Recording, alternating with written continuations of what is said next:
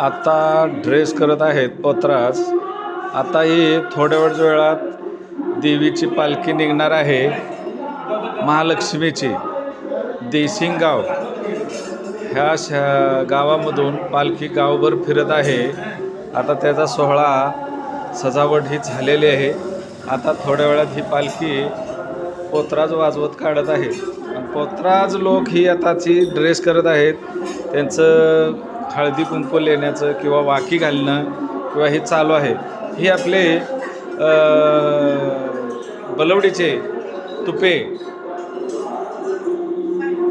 हे पाऱ्याचे साठे, हे विषे लिंबूडचे. नमस्कार करा की. नमस्कार नमस्कार. हे ब्राह्मण आहेत. हे देवीचे पालखीचे मानकरी व ही पांढरेताई त्या देवीची सजावट ही केलेली आहे.